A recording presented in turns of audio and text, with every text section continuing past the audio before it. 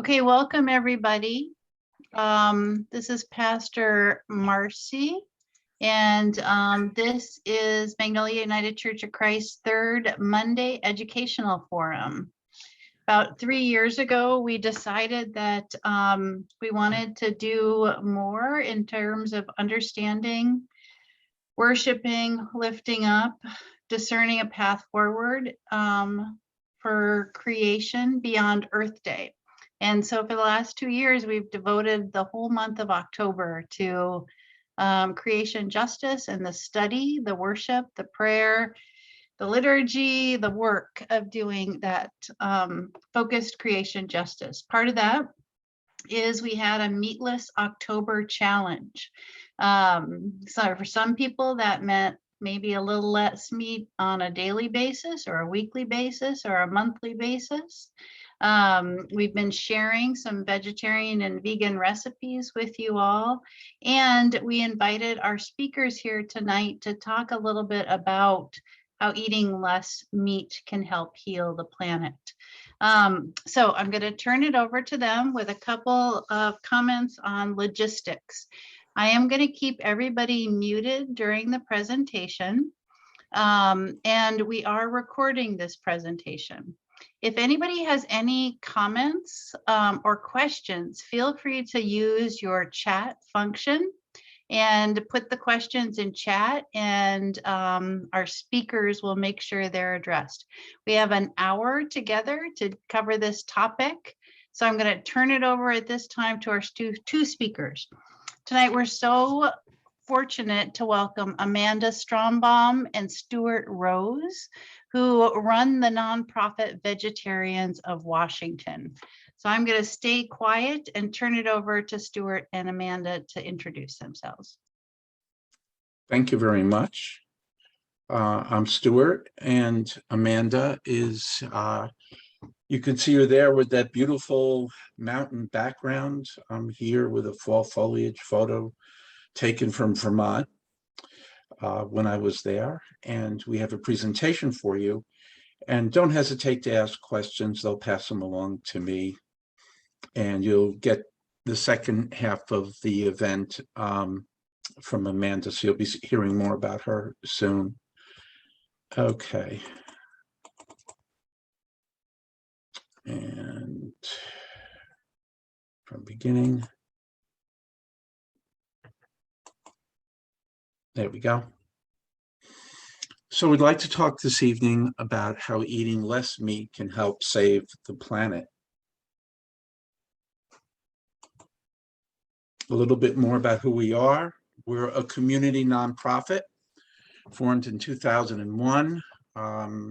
We have our Veg Fest you might have heard of, largest Veg Fest in the country, we think. In fact, we think we're the largest veg group in the country. We have monthly dinners and we have classes, usually in person, but lately on Zoom. Our monthly dinners are community dinners, and anybody is welcome. You don't have to be a vegetarian or vegan to join our organization or come to any of our events. We have books that are available to you. Say No to Meat is one that I would recommend for this topic tonight, but we also have a shopping guide and a cookbook, and you'll be hearing more about that later. We have started a medical program that has really gotten quite far. We have 29, I think about to be 30 articles published in mainstream medical journals, and we wrote a medical textbook right now on the prevention and treatment of disease with a plant-based diet. Right now, I think we're working on our 31st article, and so there's a lot of interest out there, and that encourages us. So that's just a little bit about us. But don't worry, we're a very friendly group. We don't hit people over the head with the tofu. So if you've got questions, please go ahead and ask. Included in this presentation will be some definitions of what do we mean by vegetarian, vegan, plant-based. We'll talk about the impact of our diets on the earth itself, something about feeding the hungry around the world, something about showing compassion for the animals that share the earth with us, a few mentions of spiritual leaders, and a couple of suggestions on how you can make a start in changing your diet. So a few definitions. A vegan or total vegetarian diet is a diet free of meat, fish, poultry, dairy, and eggs. Basically, if it came from an animal. Some vegans also exclude honey as a bit of a gray area. A vegetarian is a diet free of meat, poultry, and fish, but might include dairy and eggs, or either dairy and eggs. Usually a vegetarian diet that has just dairy in it, but no eggs, a lacto-vegetarian diet would be the most common one. And definitions for plant-based vary. There's the designations, there's no official body that says this is what this means and this is what that means. But we're going to say plant-based diet. It's equivalent to saying vegan. And so that gives you a little bit of idea. What are some of the reasons people stop eating animal products, food derived from animals? Well, one is to protect our environment, help save the planet, to grow more food for the hungry, something that's not brought up as much as I think it should be, to reduce animal suffering, to nourish or enhance our spiritual practice, and for our own health. Those are the major motivations that people have. And it's not one or the other. They're very often combinations. Some people are more motivated by this. And it's interesting because one might start out, let's say, interested in preserving the environment and wind up discovering how healthy it is. Or one might start out for health reasons and then discover all the environmental benefits. So after people have been doing this for a while, there's very often more than one reason that they do it, and that sustains them. Well, one of the things we like to do is to try to give some social and historical context, and to increase acceptance of vegetarians and vegans in society.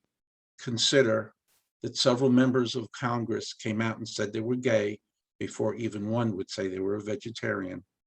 So we're hoping to increase awareness and acceptance. Just a few leaders in spiritual and some social movements. The humanitarian and Unitarian Albert Schweitzer was a pretty devoted vegetarian. Susan B. Anthony from the women's suffrage movement.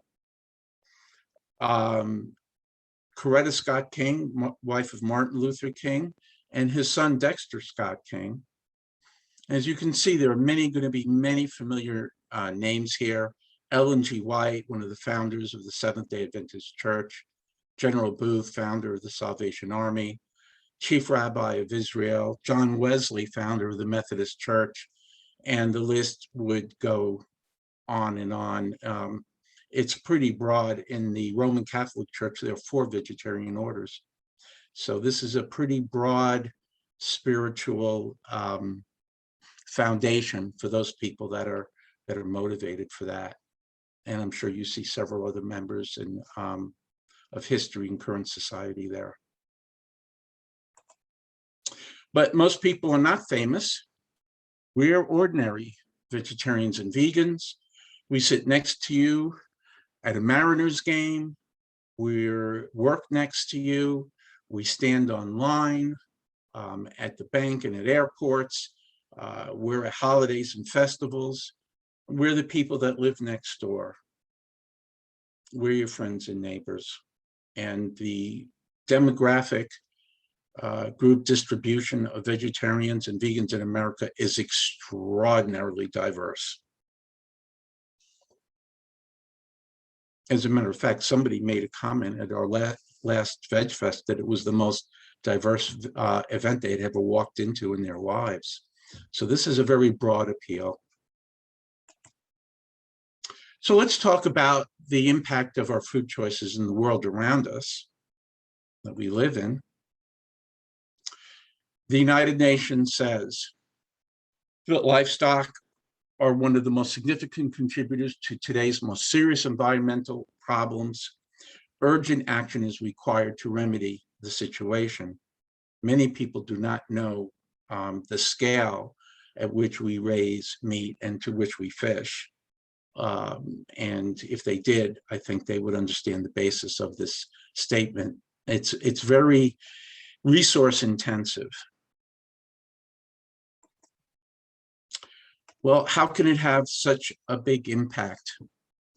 We currently raise 60 billion, that's billion with a B, farm animals on this planet. And they directly and indirectly use 2/3 of the world's arable land. They need feed, they need pasture, those that are pastured, and they require, it's very, very energy intensive, and it takes up a lot. Don't have time to explain the basis of all the figures. This is just an introduction, but please contact us if you'd like to get into the details, because we're kind of a detailed group. Now that's 60 billion, and it's over 60 billion now. It's approximately 8 times the human population. So if you think about it, how can you possibly grow 8 times the amount of people that there are in the world in animals and not have a big impact? I'm getting requests to admit people, so I'm just going to bring people in, and more wants to be admitted, and everyone is welcome. Stuart, Okay. I'll take care of that. No worries. I'll watch for that. Thank you so much. So that's a lot of animals, okay? One environmental problem that I think is as serious, and some people think more serious even than global warming, is soil erosion. Raising cattle in the United States is the primary cause of soil erosion. Now, it's hard to get excited about dirt, but that's what all our plants grow in, plants that feed us or plants that feed animals that feed us. It can take a couple of 100 years to grow an inch of topsoil in even a place like Iowa. So that is being washed out to sea, and you'll see later in the course why that is happening. Here you can see that erosion chokes off our rivers and our streams and our lakes, flows into the oceans, and is one of the prime causes of dead zones. We'll be talking about dead zones later, but dead zones are regions of water where ocean water typically, where the amount of oxygen has dropped so far that very few things can live. And so it's a major ecological disruption. The number one cause of deforestation is to raise cattle. It's the number one cause of the burning down of the rainforests in the Amazon. Now, some people get a little confused on this because they also grow some soybeans and things in the Amazon as well. But the reason they're doing that is not because the Brazilians have developed a sudden love of tofu. They feed it to the cattle. And so they use that as feed. So basically the whole thing is being devoted to raising cattle. I think, I'm not 100% sure, that Brazil is the number one meat exporter in the world at this point. The fires in the Amazon burn so bright the astronauts can see it from space. And of course, the ecological destruction is extraordinary, along with the problem of soil erosion. And many people don't know that rainforest soil is actually not that fertile because it's constantly under the influence of rain and being washed off. Without the plants to hold it in place, that erosion accelerates dramatically. And so there's a lot of concern about the future of that unique ecosystem, which is so valuable to the world. United Nations put out a very important report. Let's all think about this for a minute. Livestock agriculture produces more greenhouse gases than all the cars, all the trains, all the planes, and all the ships put together. Think about that for a moment. It's not the car you drive to work. It's what you had for lunch. Scientists at, and economists too, at the World Bank did some work and calculated that livestock actually accounts for 51% of greenhouse gas emission. And this has been supported by scientists and geophysicists around the world. And this was a very careful study done by the World Bank. And so not that carpooling isn't good, carpool, definitely. Fuel efficient vehicles, definitely. All the other environmental things you can do, definitely. But the one thing that's been missing is the aspect of food. And food is a major user of the resources of planet Earth. And so it's a very, very large industry. And so that's something to think about. Professor David Pimental has a kind of semi-humorous way of explaining it. He says it is actually quite astounding how much energy is wasted by the standard American style diet. It uses a lot of fossil fuel for the growing of the food, fertilizing, and transportation, slaughtering the animals, keeping it frozen or refrigerated, and then you have to keep it frozen at home, and then you have to cook it. It's very energy intensive. And he says, even driving many gas guzzling luxury cars can conserve energy over walking. That is, when the calories you burn walking come from the meat-centered standard American diet. So I say, tongue in cheek, and only half kidding, if you have friends who are eating a lot of meat, please ask them to walk less and drive more, because they'll actually save energy. Something to think about.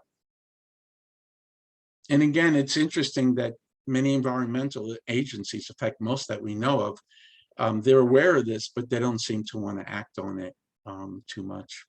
And so we've had little talks with them. However, I will mention that former Vice President Al Gore, who has become a leader in the global warming problem, himself became a vegan because he recognized this. And so that's something to think about. Well, 2/3 of the Earth's surface is made up of ocean. Now that 60 billion figure, that was for land animals. That didn't include fish. People don't put out a rod and reel anymore. That's not the way the fishing industry works. They use long nets, sometimes 10 miles long, and all kinds of fish, including fish that have little or no economic value, get caught in that net. So do sea mammals, seals, dolphins, porpoises, and so on, and they all die. And this causes, as you can see from the diagram, massive disruption of the food chain in the ocean. And I'll mention also that once that fish comes on board, it must be frozen. They freeze it right there on the ship. And it has to be kept frozen, or at a minimum refrigerated, all the way till you get it home, and then you need to cook it. So there's a lot of energy being involved with this. But what do we do with the fish that we catch? Do we eat it? And that's something we're going to get to, but keep that question in mind. What happens to all that fish? We're hearing reports of fishery collapses and near collapses in various critical areas of the world. And so the ocean seems vast, but its resources are not infinite. Well, just to give some spiritual insight into this on the book of Psalms. It says, the earth is the Lord's and the fullness thereof, the world and they that dwell therein. Some people think that our role is one of stewardship of the planet.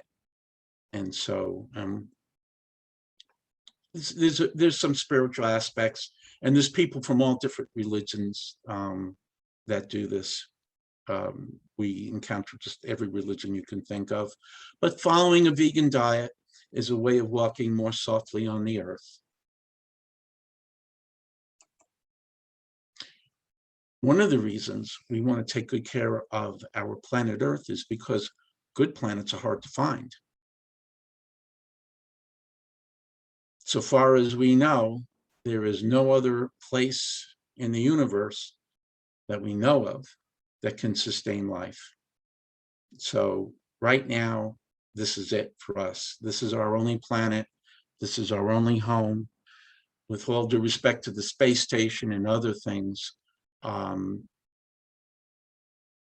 based on discussions with astronomers and my own research, it's not likely we'll find life anywhere else in our solar system.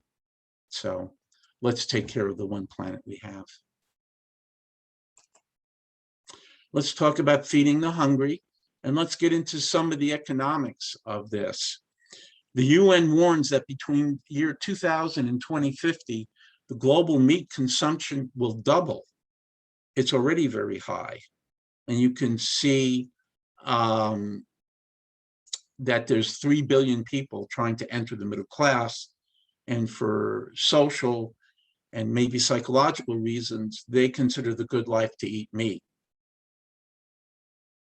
Of course, they'd be healthier if they didn't. So now we see this problem going further and further, and this was highlighted in Foreign Policy magazine. Some people think, well, yeah, but you know, we can just grow more food. Not really. Nearly all the best farmland is already being used. What's left is less fertile, doesn't have enough water, can't be easily irrigated, or is infested with various bugs and critters. It's very hard to plant and plow. Canada has a short growing season. Australia is short of water. There is one country that I'm aware of that has plenty of extra agricultural capacity, and that is the United States. We have an enormous agricultural capacity, and I think even the federal government owns 700 million acres of prime farmland in the Federal Farm Reserve. And even outside of that, we're not using our full farm potential, but in other parts of the world, they're doing everything they can, but their farmland is taken up. And yet, with a given amount of farmland, the Earth's population keeps rising. And we do want to give everybody nourishment. We don't want global hunger.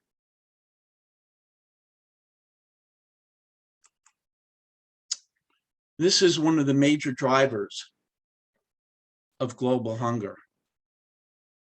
For every 100 grams of protein you give a cow, it gives you 10 grams of protein out as beef. For every 100 calories you feed a cow, it gives you 4 calories out as beef. Why? The cow has to keep its body warm, and has to build and rebuild tissues. It exists for its own purpose, okay? And we get what little is left. In a hungry world, can we afford to waste 96% of our calories? Even here in the United States, 70%, that's 70%, of all the crops we go to feed farm animals, not people. Americans consume only 5% of the crops we grow. So when you see those amber waves of grain, think of Elsie the cow. And so, yes, there's natural disasters. Yes, there is war and there is poverty, but even the poorest country in the world could afford to feed itself if they stopped raising meat. One person that's led on this is Muhammad Yunus, who won the Nobel Prize for making microloans to women in Asia. And he pointed this out because he understood the global hunger problem. But yes, there is war and there's so many horrible things. We recognize that very, very fully. Well, we talked about the fish that we catch, and here is the news. 1 in 3 fish is thrown back into the sea, dead or dying.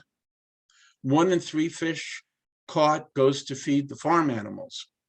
We feed fish to cows. Now, if that seems kind of like something that shouldn't be, we agree. Only 1 in 3 fish that we catch are fed to humans. And this is a hungry world. Can we afford to throw away 2/3 of the fish we catch? But you know, the ocean, and I fall into this too sometimes, it's out to sea, it's out of sea, out of mind. A farm, you can drive back and forth, see them all over the place, but not the ocean fish. They go out in boats and then they just come back into harbor with their catch. We share the planet Earth with a lot of animals. And as it says in the book of Proverbs, a righteous man regardeth the life of his beast. And so we have a responsibility to the animals on the planet. I'm not saying there's no difference between animals and human beings, there is, but still we have stewardship over them, and we live in an interconnected ecological system with them. And we want that to be in balance, and we want it to be beneficial for all living things. George Bernard Shaw, the British playwright and witty fellow, said, "Animals are my friends and I don't eat my friends." Pigs are not as cute as dogs, and definitely not as cute as cats, because I'm a cat person. But did you know that they were just as smart and just as sensitive? Isn't it kind of arbitrary which ones we love and we take into our homes and which ones we send to the slaughterhouse? It's kind of an arbitrary decision.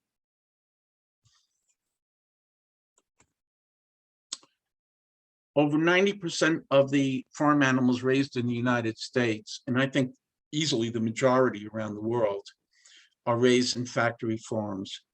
Factory farms are just that. They're run like factories. The animals become lug nuts and wheels and gears and just things that are used for production. Very little is done to protect their welfare. For chickens and poultry, there is not any laws protecting them, except in California, they have passed a law forbidding foie gras, which is a delicacy of goose liver. Cows and pigs have very minimal rights, if any, and abuse is, unfortunately, if you've seen some of these videos, all too common. And yet this goes on every day. And we have to decide if this is really what we want to do with our planet. Now, if it was a decision that we either eat the animals or we become unhealthy, we could have a discussion. But the healthiest and longest living people on planet Earth are the vegans, easily. And so we're living longer, not because we're missing anything. And so this seems that we could find a better way, a better formula for existence. The famous Beatle, Paul McCartney, said if slaughterhouses had glass walls, we'd all be vegetarians. It's kind of gruesome. We don't believe in shock. We're not going to scare you. We're not going to gross you out. But a visit to a slaughterhouse is quite the eye-opening. It's also considered the most dangerous job in America and the most exploitative of minority and immigrant communities. Some people say, well, you know, they're animals, they don't feel pain. So we took a quote here from the Veterinary Merck Manual, a standard in veterinary medicine. As you can see, based on what is known to date, all vertebrates and some invertebrates experience pain in response to actual or potential tissue damage. Ask yourself this question: if animals can't feel pain, why do they test pain medicine on animals?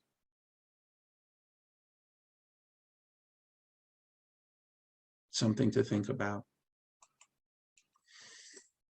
The Reverend Dr. Andrew Lindsay says the Christian argument for vegetarianism is simple. Since animals belong to God, then their needless destruction is sinful. Albert Schweitzer, also a physician but also theologian, says, until he extends the circle of compassion to all living things, man will not find himself peace. So there's two motivations here, or several. One is spiritual. One is our own humanity. What does it do to our humanity to have this kind of a food system? And of course, what do we owe the living things on the planet? Certainly we can do a better job than that. We'll just make a comment here about health. One thing that's kind of thought-provoking that we'll mention is that by anatomy and physiology, the human being is an herbivore. Now, you know, carnivores, they live just about on all meat, like a cat. Omnivores, like bears and dogs, can eat either plants or animals, but we have the anatomy and physiology of strict herbivores. Charles Darwin knew this and became a vegetarian because of it. So did the famous anthropologist Jane Goodall. But ask yourself this question: can you run out into a field, chase down a cow, kill it with your teeth and your fingernails, and eat its meat raw? And I don't think so. All right, that was a hard one. Could you even catch a squirrel? No. We can do it using technology, and our brains are smart enough to do it, but our bodies are not designed for it. And there's the disconnect.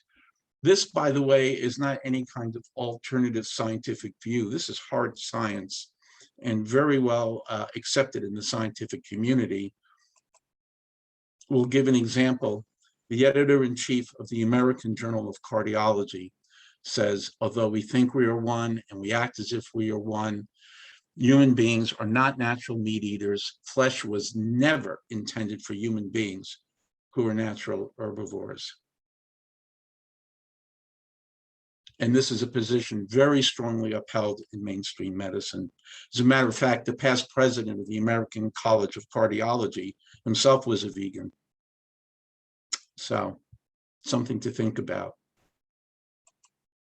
The American Dietetic Association, as you see, the diets are healthful, nutritionally adequate, provide health benefits. They're appropriate for all stages of the life cycle: pregnancy, lactation, infancy, childhood, adolescence, athletes, grandma and grandpa, everybody. This has been shown to be a very healthful diet with many, many health advantages. So it's not sacrificing your health for the sake of the environment. You can support the environment and you can improve your health. Well, what do we think a diet should be made up of? Well, obviously every individual should discuss this with their doctor, but we have here a general outline, and it's in the shape of not a plate, but a bowl, because people do not drink enough water. And so we have everything there as in a bowl full of water. From a health point of view, vegetables should be the largest part of the diet, with equal amounts of fruits, whole grains, not just whole wheat, whole grains, legumes, which are peas, lentils, beans, nuts, especially walnuts and pistachio nuts, have tremendous health advantages. Oils, herbs, spices have a lot of antioxidants in them. The only two vitamins we recommend on a routine basis, and this is for not a therapeutic diet that somebody has some illness and they're treating, this is just for the average everyday overall diet, just to maintain good health, is vitamin D. And that's not has to do with eating a plant-based diet. That's because we live in the far north. We work indoors, we cover up with our clothes, and you can see the vitamin D levels drop by the time we get to April or May. It hasn't been a lot of sunshine.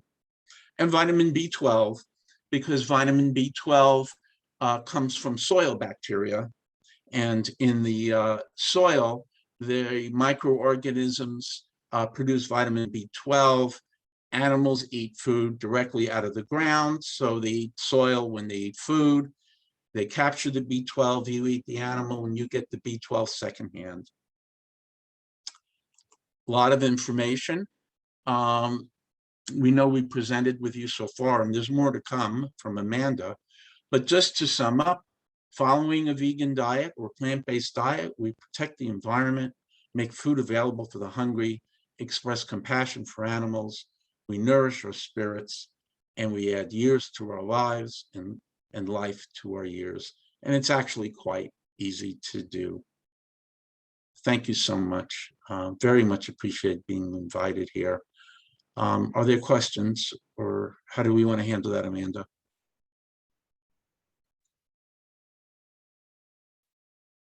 Are you there, Amanda? Are you unmuted?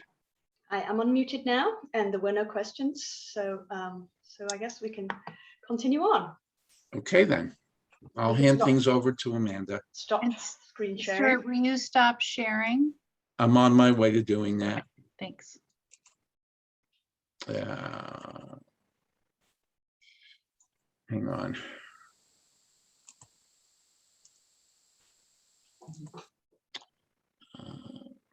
Just right at the top.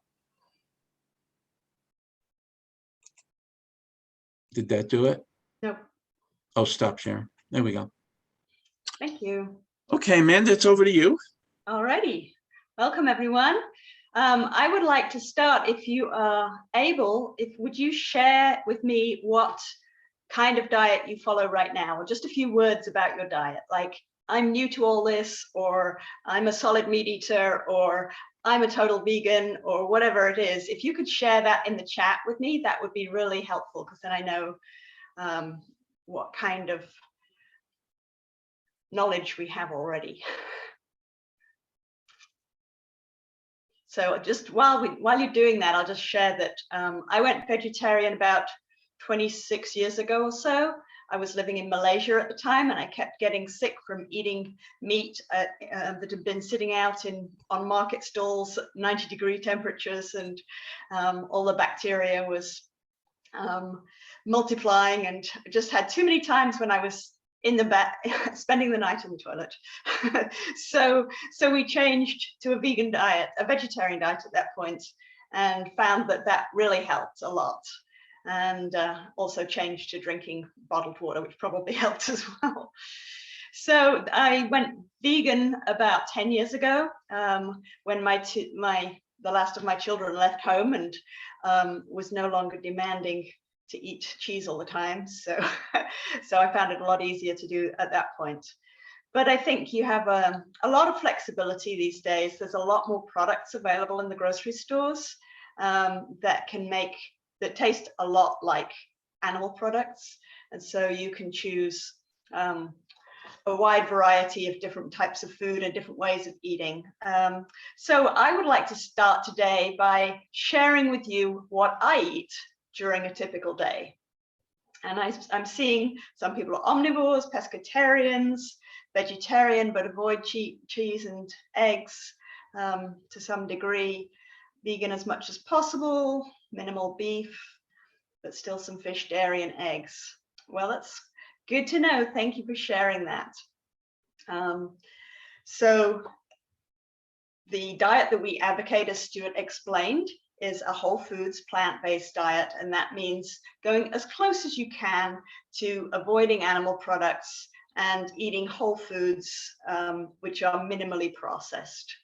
And minimally processed means, for example, you might use a bottle of lemon juice that's pure lemon juice, as opposed to squeezing a lemon, but because for convenience sake, but you're not going to use one of those Jif little squeezy bottles that if you read the ingredients, it's got all kinds of oils and chemicals and things like that in.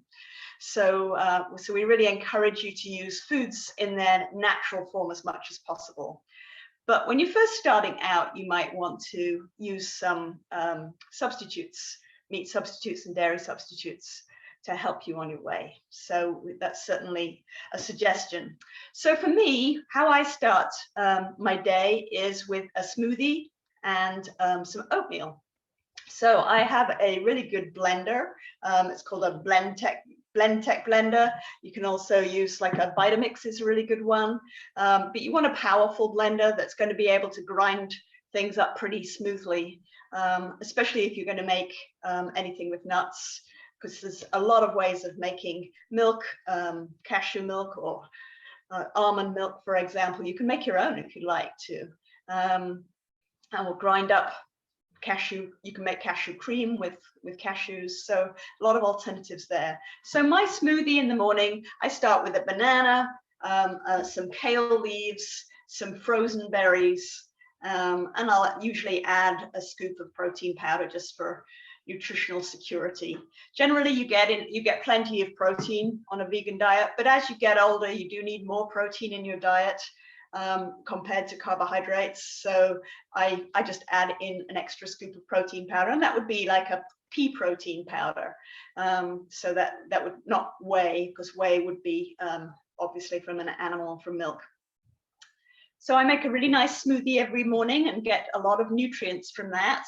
I also make oatmeal, and I do it really simply. All I do is take a bowl, put some fruit in the bottom, maybe a chopped pear, some grapes, maybe some frozen blueberries. That's something I always have in is frozen blueberries, so I can always just use those if I'm in a hurry. And then I just use quick cook oats. And all I do, I don't, people worry about oatmeal and they think it takes a lot of work to make it. But if you just add boiling water to oats, quick cook oats, it's really simple. And then I might sprinkle some coconut on top, some nuts, different mixed nuts. Maybe I'll use some applesauce to sweeten it a bit, or a little bit of maple syrup or something like that. So that's my typical breakfast, along with a cup of tea. But I'm kind of curious what you guys eat for breakfast. So if you've got anything you want to share in the chat about your ideas for breakfast, do go ahead with that. Other things you could do would be avocado mashed on toast. That's quite a popular option these days in restaurants, avocado toast. You might try a tofu scramble. There's some great recipes for tofu scramble. We actually have one in our cookbook. So this is our cookbook, the Veg Feasting Cookbook. And this goes through all kinds of different recipes, from breakfast all the way through soups and salads to entrees. And the entrees go all the way around the world. So we've got recipes from America, South America, Mexico, Europe, Africa, India, Thailand, and so on. So, so I find this really helpful as a cookbook. We use that quite a lot.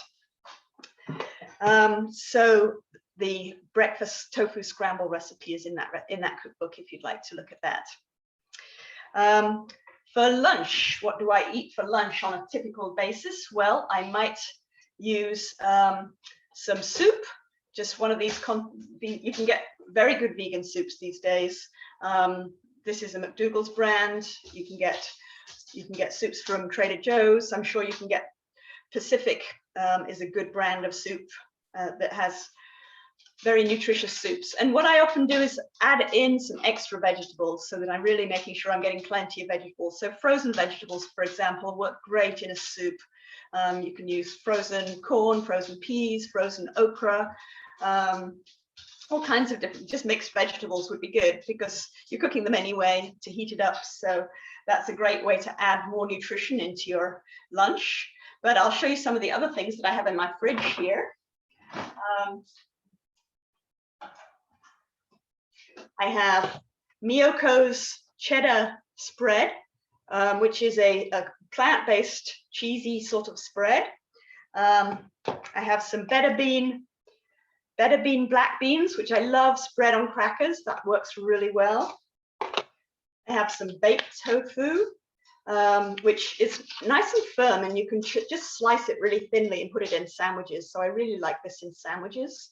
So that might be an option, and you might put that in with some salad or some cucumber in a sandwich. I actually make my own hummus with chickpeas and lemon juice and tahini, which is sesame paste, and some spices and some garlic and things like that. So that's a great alternative. I see meat alternatives. So I was going to talk about meat alternatives when I get onto the main meals, but definitely meat alternatives beyond meat. So there's different kinds of meat alternatives. You've got the kind which are as similar as possible to meat, and Beyond Beef, Beyond Meat is a really good example of that. They've come out with burgers that just taste, the texture is so similar to beef that you really can't tell the difference. And I've fed many a meat eater Beyond Beef burgers, and they've been totally happy with it. They say, well, I can't taste any difference here. So that's pretty cool. Gardein is pretty good in terms of a chicken flavor. They have a good texture to that. Quorn is made from a microbe, like a mushroom form, and so that's got a little bit of a different texture. It's very popular in England, which you can probably tell from my accent, is where I'm from originally. So quorn is a good substitute. There are others that, what I tend to do is look at the ingredient label, and if the ingredient label is really, really long, like Morningstar Farms, for example, you can get them almost in any grocery store in the country. Veggie sausages, veggie burgers, and things like that. They don't have a great texture, and they have a long list of ingredients. So that tends to mean that they're very highly processed. When you see chemicals on the ingredient list that you don't even know the names of, that's a good indication that it's a very highly processed food that you probably want to avoid. Whereas if you think of Field Roast is another brand of meat alternative, and they make really tasty foods, but their ingredients are all whole foods. And so I particularly recommend Field Roast. And you might consider Field Roast for example, for Thanksgiving. They have a really good celebration roast, which you can buy and just roast in the oven and slice up. Tofurkey is another good brand that you can use for Thanksgiving. It comes in about this size, and you can slice it very thinly. It's kind of like turkey. Also, Trader Joe's has a meat loaf meatless loaf that you can buy around. They probably start offering it in November. They usually go a week, they usually run out of them by a week or two before Thanksgiving. So if you want to give that a try, look out for it quite a ways before Thanksgiving. So I see for Magnolia residents who like to eat Starbucks has Impossible Meat. That's great, yeah. So Impossible Burgers are another brand of meat substitutes, and they tend to be more often available in restaurants. They've done a really good job of marketing to restaurants, and so you often see an Impossible Whopper you can get now at Burger King. So there's a lot of good options there. So do look out for those. Thinking about snacks, there's all kinds of snacks you might look for. Trying to have more vegetables in your diet, you want something crunchy, then you can get quite a lot of snacks these days are made from vegetables. You can get peas, you can get ones made from even from okra, from kale chips. You can get sweet potato chips. So sweet potatoes are quite a lot more nutritious than regular potatoes. So they've got a lot of extra fiber and nutrients. So I recommend that you use those if you can. You might try dried fruits. I get through quite a lot of dried mango. I love that. But dried raisins and things like that are a good tasty snack. Nuts. I buy nuts by the bag load and get through quite a lot of nuts for snacks. Are great to kind of have something to crunch on. And of course, chocolate is still can be vegan. So I like this brand of chocolate, which is a dark chocolate. So look for dark chocolates, but always check the ingredients for a particular brand of dark chocolate, because some have milk in them and some don't. So if you're trying to cut out all animal products, you really want to find chocolate that doesn't have any milk in it at all. Usually when it's 70 or more % cocoa, it's likely to be have no milk in it. And of course, you can always look for special treats. These ones came from PCC. They're vegan brownies. So you don't have to be deprived. That's what I want to tell you. There is no need to be deprived on a vegan diet whatsoever. There's plenty of delicious options for you. Now, thinking about your main course, if you want to make a meal, it depends on what kind of cook you are. So some people might be the kind of cook who opens the freezer, finds a good meal, it's in the microwave. So here's an example of something you could put in the microwave. There's brands such as Amy's have a lot of different full meals, pizzas. There's Tofurky does a really good pizza that's vegan. Amy's meals, some of them are vegetarian, some of them are vegan. So you need to look at the ingredients on that to decide which you prefer.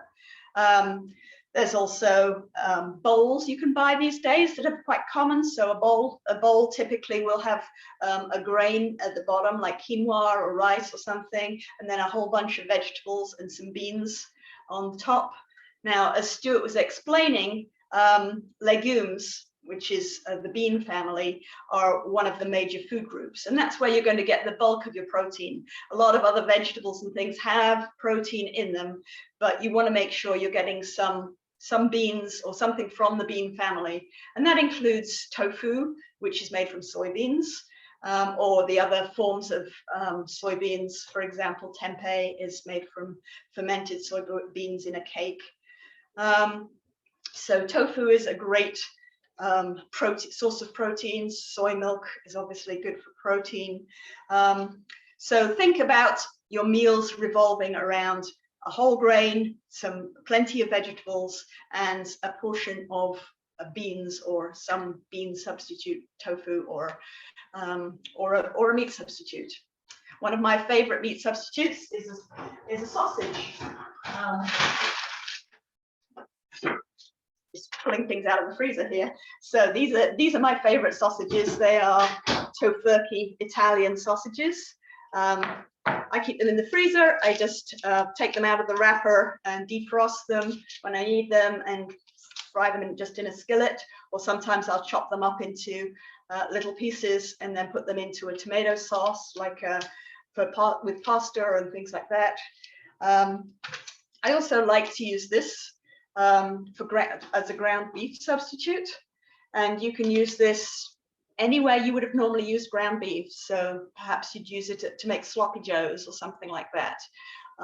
You could stuff, like on the illustration here, stuff a pepper with a ground beef mix, maybe with some rice and some spices and things like that.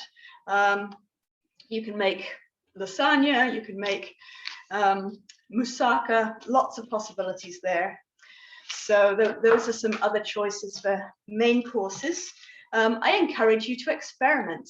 So if you're just thinking about changing your diet for the first time, the first thing you might want to do is just try a few meals in a restaurant. Maybe the next time you go to a restaurant, look at the menu and see what vegetarian options there might be, or even vegan options. Often the ethnic restaurants have really good choices. So if you go to a Mexican restaurant, you can always get a bean burrito, for example, or a veggie fajita is really good. If you go to Indian restaurants, you can always get dal, the lentil dish with lots of vegetables. Just they tend to be heavy on the cream in some Indian restaurants, so you might want to choose menu options that don't have too much cream in them. Avoid the cream. So I see a question about chicken substitutes. I think Gardein is probably your best chicken substitute. There are a lot of different brands these days of meat substitutes. So if you want to experiment with them, it's best to just choose one in the grocery store. Fred Meyer is particularly good as a store for lots and lots of choices of meat substitutes. So that's a really good place to shop if you're looking. And they have a lot of, Fred Meyer has a natural foods section, so you can find a lot of the kinds of foods that you might want to include, like milk or cheese substitutes and things like that in a Fred Meyer. I'm not so familiar with Albertsons, so but yes, Metropolitan Market has lots of options too. PCC, Whole Foods. I know that you've got a Whole Foods just down in the valley between Magnolia and Queen Anne there, so that would be good. So I encourage you to try some meat substitutes. So think of a menu that you make quite often, a dish that you make quite often, and choose something, like you suggested, a chicken substitute instead of using chicken. Gardein is a good option. You can get chicken strips in lots of different brands. So if you like little chicken strips, but Gardein has kind of chicken steaks almost that are pretty tasty. If you wanted to make your own, you could experiment with making seitan, which is made from wheat gluten, and it's just the flour, the gluten out of the flour from wheat, and you can actually make that into. That's what many of these meat substitutes are made from, is wheat gluten and then some soy as well. So I see that somebody's worried about getting enough protein. Well, protein is kind of interesting because the beef industry has done a really good job of making everybody worried about getting enough protein. And so the average American gets about 30 to 33% of their calories from protein. That's the average meat-eating American. The World Health Organization tells us that we need about 6 to 8% of our calories from protein. And the National Institute of Health here in America says maybe 10 to 12%. And if you look at foods like, I don't know, broccoli has 45% protein. Yeah, there's not a huge, this is a percentage of calories, that is. There's not a huge amount of calories in broccoli, but if you eat a lot of broccoli, you're going to get plenty of protein. Most of the beans and lentils, they're like 28%, 30%.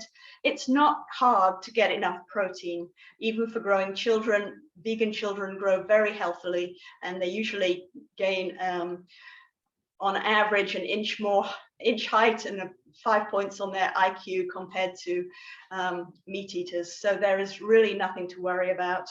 I see Stuart's just put that same statistic in the chat. So yes. So don't worry about children. They will be very healthy. Now, obviously, if you've got a French fries and Twinkies eating kid who wants to be vegan but doesn't want to eat healthily, then they may be at risk of not getting enough protein because they're just eating junk food. And we certainly don't recommend a junkatarian diet. We're looking to encourage whole foods as much as possible, but there are great snack foods available which are healthier than some of the traditional American foods. Daiya, yes, Daiya is a great meat cheese substitute. They do great grated cheese. Miyoko's that I mentioned earlier have really good cheese spreads. They also make some that come in more of a vacuum packed steel packet. You can put those out on a cheese platter and make it look really fancy. You can even, Violife even has like a Parmesan wedge that you can grate just like Parmesan cheese. Yeah, and I see somebody's tried Miyoko's slices as well, so that's great. So yes, there are a lot of dairy substitutes these days. You can also make your own cheese substitutes. Maybe not the same texture and things, but if you're looking for something like a cheese sauce to put on to make mac and cheese, then nutritional yeast. So let me show you nutritional yeast. So nutritional yeast is, I just buy this in bulk at PCC, but you can, it's just a yellow powder, and you can also get it in flakes. And you just add this or replace some flour in a cheese recipe, and take out the cheese. That's one way to make a cheese sauce recipe. Or you can use ground up almonds or ground up cashews to make a cheese sauce. So there's a lot of recipes available. If you, this cookbook is great for basic meals, but we didn't go into the kind of dairy substitutes that are available these days. So I've learned a lot since we did that cookbook on using nutritional yeast and cashews and things like that to make a good Parmesan shaker. Let me show you this one. This is a good brand that we just have to shake onto things to give us kind of cheesy taste. It's made with nutritional yeast and some other nuts and seeds and things. So you can also make your own, and I have a good recipe for making our own of this. So that's a good substitute. I see a question about substitutes for dairy and eggs in baking. So substituting for milk is easy. You just use a plant-based milk. You can choose oat milk, you could choose almond milk, soy milk. You just want to think about what your goal is when you're choosing a milk. Is your goal the texture of it to substitute in your coffee? Is your goal to have the taste be as similar to milk as possible? Or is your goal to get as much protein as possible, in which case you want to emphasize maybe soy milk? And don't worry about any of the scare stories and misinformation you may have heard about soy. When those stories first started coming out, the scientific community really looked into soy, and they found that all the research they did showed that the more soy people ate, the healthier they were. And if you think about it, where do they eat the most soy in the world? China, Asia, and those people extremely healthy, much healthier than we tend to be. So don't worry about soy being bad for you. It's not. It's very, very good for you. And after all, soy is just a bean, just the same as black beans or garbanzo beans. There's nothing wrong with soy at all. The term phytoestrogen was something that scares people. So plants have estrogen, have phytoestrogen. Phyto means plant. And so phytoestrogen is the plant's estrogen. And what they found is that it doesn't have the same impact on our bodies as human estrogen does. So we don't need to worry about it causing any problems. So in fact, it's actually better for women who've got breast cancer to eat more soy, despite the scare stories that are out there. There's a lot of misinformation about soy. We do have a brochure, a flyer on soy, if anybody's got any questions on that. So Amanda, I think we probably need to wrap up, and I think Okay. you've hit all of the comments and questions that are in there. Sure. I do want to call everybody's attention to the chat, because if you look in the chat, Stuart has been and Amanda have shared several links and PDFs. For those of you that are on the Magnolia mailing list, I've got them all, and I'll put them in Thursday's MailChimp when I send out the recording. So if you're from Magnolia, you'll get those on the mailing list. But everybody else, I want to make sure that you saw those links that are on there. And they're really, I looked at both of the flyers. They're really wonderful. Thank you so much for sharing those. Just a quick Welcome. mention, Amanda gives cooking classes online through Zoom. So if you go to our website, you can check those out. Yeah, go to the classes page. There's videos of Stuart giving talks on health classes, and there's videos of me giving cooking classes. So if you have a desire to learn more recipes. There's lots and lots of different recipes on the classes page. And I will be doing another class in mid-November for Thanksgiving. So making a tasty loaf or a Thanksgiving centerpiece. So hope you'll be able to join in that class. Thank you for doing that. And they did put their website. So it's vegofwa.org. So vegofwa.org. And I'll put that in the Magnolia link as well for everyone. But I want to make sure people saw that. Okay. Okay, 2 final thoughts. First of all, our next third Monday session is going to be November 15th. And this one is focused on what do you do next when someone has told you that they are lesbian, queer, pansexual, asexual, transgender, genderqueer, all the different categories of names that and classifications that people are choosing right now. What's the next thing that you do once you find all that out? So it's a kind of 101 introduction into sexual identities and gender identities. So it's going to be covering a lot of information. So that is on November 15th at 7 p.m.